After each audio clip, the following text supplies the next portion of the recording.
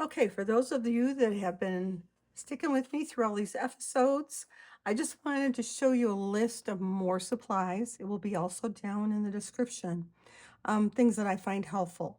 So the first thing on the list is a number 2 drawing pencil. I have a number 2 HB here. I like it because it draws light, but it erases well. So if we're going to need that for botanicals, and then a kneadable eraser, and we're going to use that again more next week when um, we're going to talk about masking fluid. It's great for masking fluid. I like it just because you can clean it up and it erases great. So a kneadable eraser is helpful.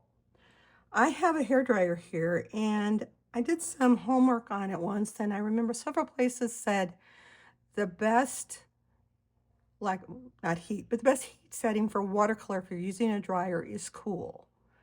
So I actually bought this for a couple of reasons. Number one, it has a cool setting.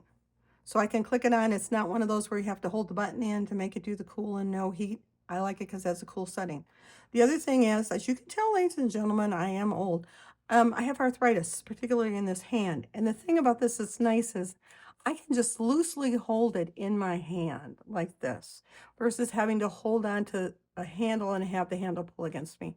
So that was one of the reasons. Otherwise, any hair dryer with a cool setting will work. If you don't mind the button, you can get one with the button. This is on Amazon. I can put the link down there. But again, I liked it because it has a cool setting that I don't have to push a button in, and very easy to hold with my arthritis. Next is, this is optional, but when I'm not filming, I have a silicone mat here that's really nice. Cleans up pretty well. There are some stains on it if I open it, but it protects my desk and it protects my filming cover here. So if you're at your dining room table, it is a nice thing to have. I had it when I used to work at my dining room table. I had the silicone mat.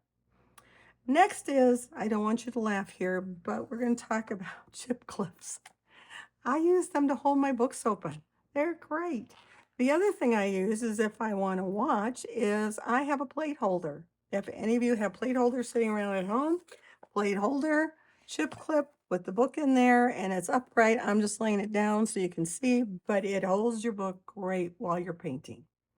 So those are a couple things that are just kind of handy to have. And last but not least is you're going to start needing some artist tape when we get into landscapes, or if you're already doing washes. I tend to like this one. I test it a lot. I can dig some more out here for you. I tested, this is a frog tape for delicate. I've used some of the washi tapes and tried them. My issue was almost all of them on cheap paper. And remember, I still use cheap paper to do exercises and stuff. Will peel the paper up. This is the only one I found that doesn't peel up my cheap paper. So I really like it. I still have this from before, but this actually peeled some of my cheap paper too. But I still use it up. I like it. And the thing with tape that I learned from one of the videos out there is when you're taking, let's say we've taped our picture here and we're done painting, so we're going to peel it off.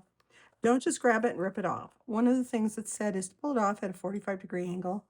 And since I've been doing that gently, I haven't had as much paper tears.